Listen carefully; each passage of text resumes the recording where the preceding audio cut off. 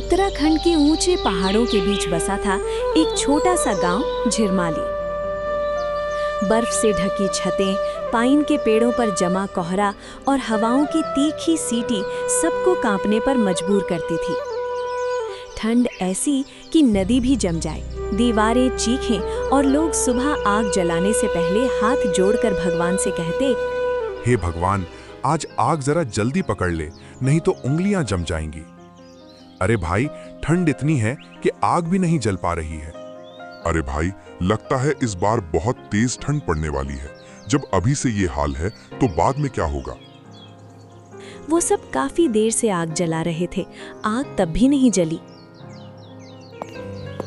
और इसी गांव में रहता था एक गरीब परिवार, रघु, उसकी पत्नी देवी और 8 साल का बेटा मोहन। तीनों के पास एक ही टूटा हुआ कंबल था, जिसे वे रात में 3 हिस्सों में बांटकर सोते थे। पर हवा इतनी तेज चलती कि लगता जैसे कंबल में कई 100 छेद हों। पर रघु का परिवार शिकायत करने वाला नहीं था। गरीबी थी, लेकिन दिल था ठसाठस भरा हुआ, मोहब्बत से, हंसी से और उम्मीद से। और ऐसे ही एक ठंड भरे दिन उनके जीवन में आया। उस साल ठंड ने मानो कसम खा ली हो, इस बार गांव वालों को जमा कर रखूंगा, चाहे जो हो जाए। सुबह उठते ही रघु के हाथ कांपने लगते, पैरों में जैसे चींटियां दौड़ जाती। अरे सुनती हो, थोड़ा सा अदरक वाली चाय बना दो, शायद गर्मा गर्म चाय पीने से ही ठंडी भाग जाए। ठीक है जी, रुको मैं चाय बनाकर लाती हूँ। चाय बनाने गई देवी ने चूल्हे पर लकड़ी रखी। अरे, ये लकड़ियाँ इतनी गीली क्यों हैं? ये कैसे जलेंगी? सारी लकड़ियाँ भीग गई हैं। रघु ने कहा, रात को बर्फ पड़ी ना, सारी लकड़ी भीग गई, अब सूखेगी कैसे? बाहर धूप भी नहीं निकली है अभी। मोहन को स्कूल जाना था, पर उसकी स्वेटर इतनी पतली थी कि हवा उसे चीर देती। अम्मा, आज स्कूल ना जाऊं क्या? ठंड बहुत है और मुझे ठंड भी लग रही है। देवी ने आंखें भरते हुए कहा, ना बेटा, पढ़ाई छोड़ेगा तो आगे कैसे बढ़ेगा? तुम जाओ, मैं भगवान से कहती हूँ कि ठंड आज थोड़ा कम करे। मोहन हंस पड़ा। अम्मा, भगवान जी आपकी बात सुनते भी हैं क्या? जुबान संभाल, भगवान सब सुनते हैं, बस टाइम लेता है। समझ में आया बेटा? मोहन भाग गया। रघु और देवी दोनों उसकी हंसी देखकर कुछ पल के लिए ठंड भूल गए, लेकिन घर के अंदर हालत खराब थी। रोज की कमाई मुश्किल से 80-100 रुपए, लकड़ी महंगी हो गई, दूध आधा, सब्जी चौथाई और ठंड 4 गुना। अरे जी, कब तक ऐसे चलेगा? और कुछ दिनों तक ऐसा चलता रहा तो हम खाने के लिए तरस जाएंगे। रघु हमेशा की तरह मुस्कुराकर कह देता, जब तक सांस चले तब तक हमें हार नहीं मानना चाहिए, ऊपर वाले पर भरोसा रखो। अरे क्या भरोसा करूं? देख रहे हो, इतनी ठंड पड़ा रहे हैं कि आदमी को घर से बाहर भी निकलना अपाड़ हो गया है। पर उसके दिल की गहराई में बेचैनी थी। घर कैसे चलेगा? ठंड बच्चों को बीमार कर देगी, कंबल कब लाएगा? वो रोज सोचता, पर रास्ता न सूझता।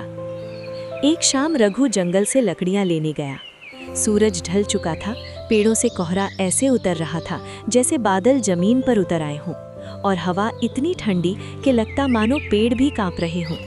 रघु लकड़ी चुन रहा था कि अचानक उसे कुछ चमकती हुई चीज दिखाई दी। अरे ये क्या चमक रहा है? धूप भी तो नहीं है, पता नहीं इसके पास जाना ठीक होगा या नहीं। वो डरते डरते पास गया। पेड़ों के बीच एक पुरानी मिट्टी की झोपड़ी थी। दरवाजा टूटा हुआ, खिड़कियों पर मकड़ी के जाले, लेकिन अंदर से हल्की सी गर्माहट आ रही थी, जो इस ठंड में चमत्कार ही था। रघु ने सोचा, अरे वाह, इतनी ठंड में गर्म हवा, जरूर अंदर कोई चूल्हा जला होगा, नहीं तो इतना गर्म हवा कहाँ से आएगा। लेकिन झोपड़ी तो सुनसान थी। अंदर गया तो देखा मिट्टी का एक छोटा सा गोल तंदूर जैसा गड्ढा, जिसके ऊपर एक पत्थर रखा था। नीचे से हल्की सी भाप निकल रही थी। रघु हैरान, अरे ये क्या है? इसमें आग भी नहीं, धुआं भी नहीं, फिर भी गर्म। ये कैसे हो सकता है? कहीं मैं गलत जगह तो नहीं आया? नहीं, हमें यहाँ से जल्दी निकलना पड़ेगा। उसी वक्त उसके कान में एक अजीब सा शब्द पड़ा, थड़। रघु चौंक गया। अरे कौन? कहाँ? किसने कहा? तुम कौन हो? आसपास कोई नहीं। फिर वही शब्द, थड़ थड़। रघु समझ ना पाया। अचानक उसे लगा पत्थर के नीचे से आवाज आ रही है। उसने जैसे ही पत्थर हटाया, अंदर से निकली तेज गर्म हवा ने उसके हाथों को पिघला दिया। रघु उछल पड़ा। अरे बाप रे, ये तो एकदम अंगीठी जैसा गर्म है, बिना आग के। ये तो हमें कोई चमत्कार लग रहा है। उसे पहली बार महसूस हुआ। ये कोई साधारण चीज नहीं है, ये कोई चमत्कार है या कोई रहस्यमयी शक्ति है। उसने जल्दी से पत्थर वापस रख दिया, लकड़ियां उठाईं और घर भागा। रघु घर पहुंचा तो देवी परेशान बैठी थी। उसने कहा, अरे जी, आप कहाँ रह गए थे? ठंड में पता है ना, मोहन को बुखार आने लगा था। कैसे भी करके उसे आराम मिला है। रघु ने सब सुना और तुरंत बोला, देवी, आज जंगल में कुछ अजीब देखा, बहुत अजीब थी। तू सुनेगी, तू भी चौंक जाएगी। देवी बोली, पहले हाथ सेक लो, तब बताना, भूल नहीं जाओगे। अरे ना, आज तो हाथ गर्म है। देख, मैं तुम्हें इसी के बारे में ही बताऊंगा। देवी ने आश्चर्य से उसके हाथ छुए। अरे ये कैसे? बाहर से आए हो, ऊपर से बर्फ पड़ रही है, फिर भी हाथ इतने गर्म क्यों है? रघु ने धीमी आवाज में कहा, देवी, मुझे जंगल में एक चीज मिली, उसका नाम शायद थड़ है। वहां बहुत गर्म सा रहता है। देवी की आंखें फैल गईं। थड़ कैसा नाम है? हाँ देवी, बिना आग के गर्म। ऐसा लगा जैसे भगवान ने ठंड कम करने भेजा हो। और वाह, वहां थोड़ा सा भी ठंड नहीं लगता। देवी घबरा गई। अरे ये किसी भूत प्रेत की चीज तो नहीं? जंगल की चीजें उठाना ठीक नहीं होता, कहीं कोई मुसीबत ना आ जाए। रघु हंस पड़ा।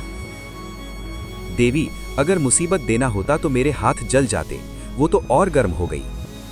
मोहन ने बीच में कूदकर पूछा, बाबा, थड़ क्या होता है? मुझे भी दिखाओ ना, मैं भी देखूंगा। अरे बेटा, जल्दी ही दिखाऊंगा बेटा, लेकिन पहले उसे समझना होगा। उस रात रघु सो ना पाया। उसके मन में बस यही घूम रहा था। ये थड़ आखिर है क्या? वहां कौन बोल रहा था और क्यों गर्म था? क्यों आवाज दे रहा था? रघु अपने मन में सोचते सोचते उसकी आंख लग गई। अगली सुबह रघु उठता है, तभी उसके मन में जंगल वाली बात याद आ जाती है। अरे देवी, सुनती हो? मैं जंगल जा रहा हूँ, घर का ध्यान रखना। क्या पता मुझे देर हो जाए। अरे इतनी जल्दी भी क्या है, रुक जाओ, खाना बन जाए तब खाकर जाना। अरे नहीं नहीं देवी, हमको देर हो जाएगा। मैं जा रहा हूँ, जल्दी ही वापस आ जाऊंगा। रघु जंगल की ओर निकल पड़ा। जब रघु जंगल पहुंचा तो इस बार आवाज और साफ सुनाई दी। थड़, थड़, मेरी मदद करो, मुझे तुम्हारी जरूरत है। रघु कांप गया। उसने पत्थर हटाया, अंदर देखकर दंग रह गया। अंदर एक छोटा सा चमकता हुआ गोल पत्थर था, चमकीला, लाल और लगातार धड़क रहा था जैसे दिल धड़कता है। वो फिर बोला, मेरा नाम थड़ है, मैं आग का जीव हूँ, मुझे यहाँ कैद किया गया है, मेरी मदद करो। रघु हक्का बक्का। अरे ये तो बोलता हुआ पत्थर, ये कैसे हो सकता है? थड़ बोला, मैं किसी को नुकसान नहीं पहुंचाऊंगा, मैं सिर्फ गर्मी देता हूं। तुम चाहो तो अपने गांव को ठंड से बचा सकते हो। रघु ने डरते डरते पूछा, पर तुम्हें छोड़ूं क्यों? मैं तुम्हें कैसे मानूं? अगर तुमने कहीं कुछ गलत कह दिया तो? थड़ शांत आवाज में बोला, मेरी गर्मी ने तुम्हें बचाया, आज तुम्हारे बेटे को भी नहीं कांपने दिया, यही मेरी पहचान है। रघु सोच में पड़ गया। गांव में हर कोई ठंड से परेशान, बच्चे बीमार, बूढ़े कांपते, महिलाएं रोती। अगर ये पत्थर सच में गर्मी दे दे तो गांव बच जाएगा।